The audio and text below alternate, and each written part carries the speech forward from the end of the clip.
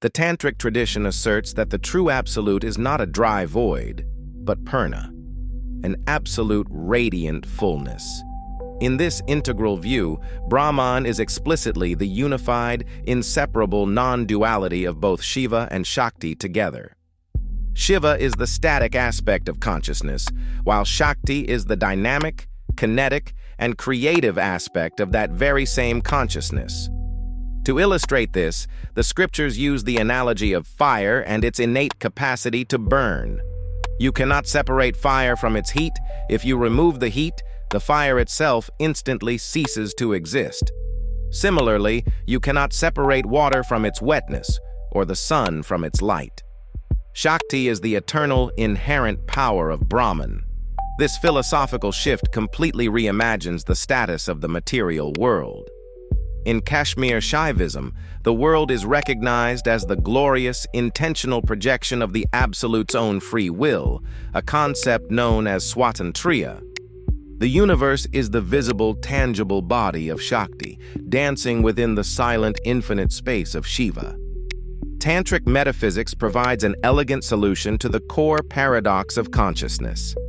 How can that which is absolute, infinite, indivisible, and completely singular look at itself and know that it exists? To resolve this profound metaphysical puzzle, the sages mapped out the relationship between two distinct yet inseparable dimensions of the divine mind, Prakasha and Vimarsha. Prakasha is the pure, static, and self-luminous light of consciousness, representing Shiva, the foundational awareness that allows anything to be known. However, light by itself completely lacks the capacity for introspection or self-reflection. Shiva, in his isolated state of pure Prakasha, is like an infinite cosmic floodlight in an empty spatial void. Because there are no mirrors to reflect its beams, it cannot see itself and is blind to its own existence. This is where the necessity of Vimarsha arises, the dynamic, active, kinetic, and self-reflective power of Shakti. She acts as a flawless mirror, allowing consciousness to turn inward and experience the ultimate flash of self-cognition, the primordial cosmic mantra, Aham, or I am. To deeply ground this abstract metaphysical dance, we must deconstruct and correct a popular spiritual analogy found in classical non-dual circles. In many traditional paths, it is common to hear speakers compare pure consciousness to electricity and the human mind to a physical light bulb that illuminates when the power is turned on. While this comparison serves a basic purpose, a deeper, non-dual investigation reveals a critical structural flaw. If consciousness itself were the flowing electricity, it would imply that consciousness possesses a trajectory, moving through space, surging or fluctuating. Yet, by definition, the absolute nature of Shiva is completely timeless, changeless, and absolutely still. True electricity is inherently dynamic, kinetic, volatile, and transformative. Therefore, when we examine the absolute mechanics of reality through the tantric lens, Shiva is the infinite source of the electricity, and Shakti is the flowing electricity itself. Let us map this corrected analogy onto the internal psychological anatomy of the human being, specifically looking at how it animates the total mind, represented by a physical light bulb. In this framework, Shiva represents the primordial, unmoving power plant and the neutral copper wiring that provides the capacity for transmission without ever interfering with what is being transmitted. Shiva holds the background space of pure being. Shakti is the kinetic current, the live voltage, and the rushing of electrons through that wire, turning static stillness into a dynamic, pulsating force. The physical light bulb container and its hidden internal elements, the support wires, vacuum chamber, and delicate tungsten filament, represent the antakarana, the internal structural organs of human psychology. By itself, this apparatus is cold, dark, and inert matter. The mystery of human awareness solves itself the moment the current of Shakti hits the inner filament of the Antakarana inside the bulb. As the intense electricity of the goddess surges through, the filament heats up and glows with immense brilliance. That radiant glow is Chidabhasa, the reflected, localized ray of consciousness that allows the bulb to perceive objects and falsely believe it is an independent source of light.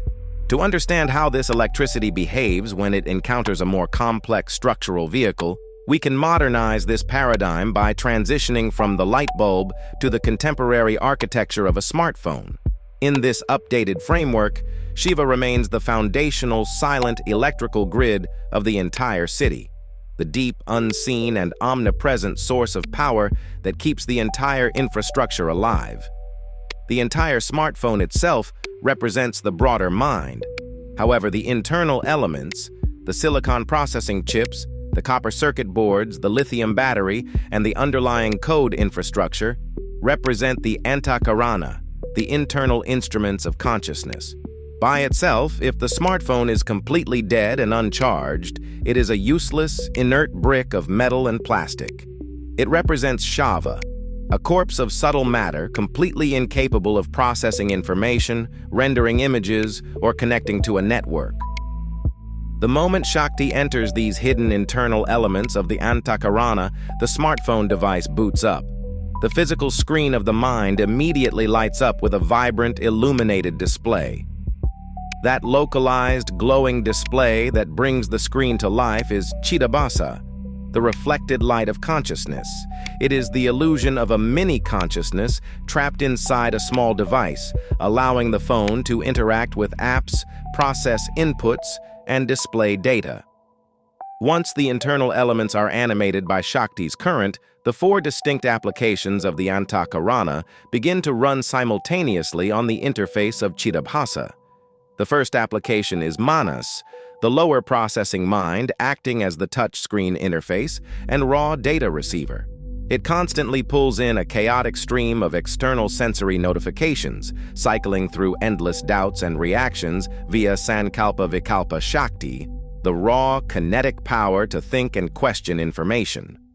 The second internal application running on the screen is Buddhi, the discriminating intellect and decision-making engine, which filters and categorizes raw data via Jnana Shakti, the sharp electric power of clear intelligence, wisdom, and choice. The third application is Chitta, the internal hard drive and deep memory cache that archives past experiences as data packets via Smarana Shakti, the emotional current that retains and recalls past data. The final most dominant background application is Ahamkara, the ego sense or the I maker, which acts as the localized user profile and device ID, separating this specific phone from every other device on the network. Driven by Maya Shakti, the highly deliberate power of structural limitation, she purposefully condenses borderless cosmic consciousness into a highly localized container. When caught in spiritual ignorance, a human identifies entirely with the fragile glass casing or the temporary plastic shell, living in constant fear of the software glitching, the battery dying, or the light burning out. True awakening happens when the practitioner traces the light backward, pointing attention directly at the current running through the circuit board back to its infinite origin, Shiva. To fully integrate the relationship between consciousness and energy, one must carefully distinguish between the act of pure observation and the richness of direct experience. Pure observation can be understood as a passive, non-reactive state of witnessing, corresponding to the traditional concept of the Sakshi, the detached inner witness of Shiva within us that watches thoughts and events drift by without getting entangled. However, a life of pure observation is fundamentally dry and sterile, like watching a magnificent movie but feeling absolutely nothing inside. For observation to be transfigured into true, vibrant experience, a dynamic element must be introduced: Spanda, the divine pulsation or the cosmic throb.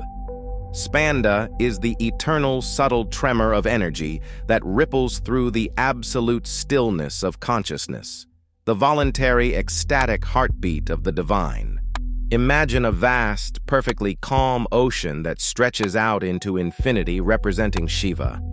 Suddenly, a microscopic pulse of life stirs deep within the waters, forming a rhythmic ripple on the surface. That creative tremor is Spanda, the awakening of Shakti within the stillness of awareness, bringing color, melody, texture, and emotional resonance to the canvas. Trika philosophy completely deconstructs the stubborn sensory illusion of fragmentation by pulling back the curtain on the mechanics of perception through a beautifully integrated divine triad known as the Trika.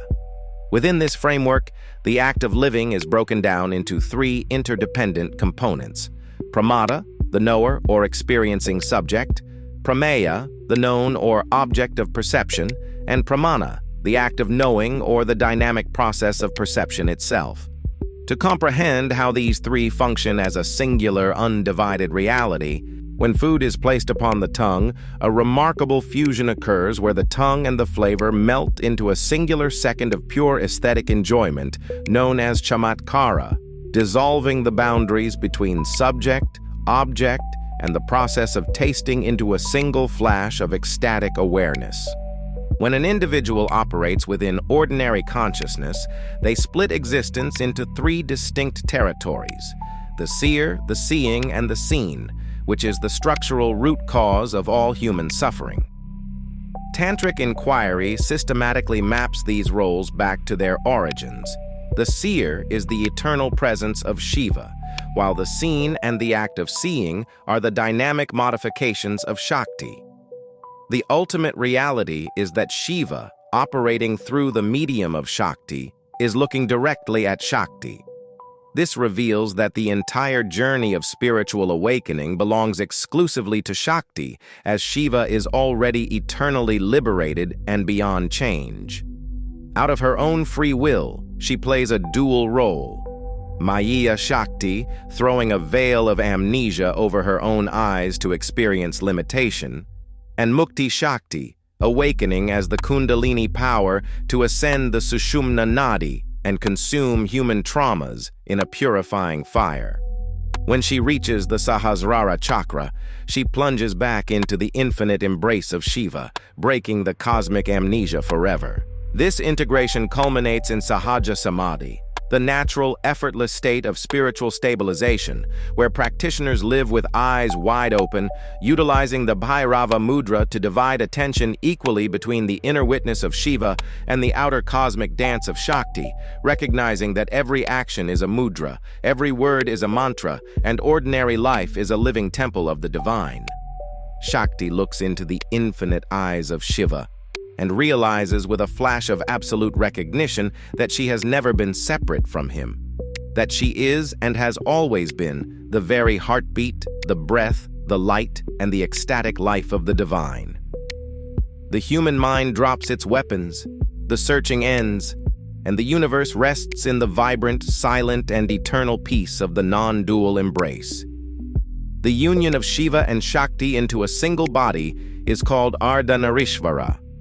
When Shakti finally reaches the highest spiritual center at the crown of the head, the thousand-petaled Sahasrara chakra, the grand circle of cosmic evolution comes to a magnificent, explosive conclusion. The fully awakened, thoroughly purified Shakti arrives at the throne of the unmoving, silent, and waiting Shiva. As she plunges back into his infinite, static embrace, the final remnants of dualistic separation collapse into dust. Shiva has not moved a single millimeter throughout the entire evolutionary cycle. The union of Shiva and Shakti into a single body is called Ardhanarishwara,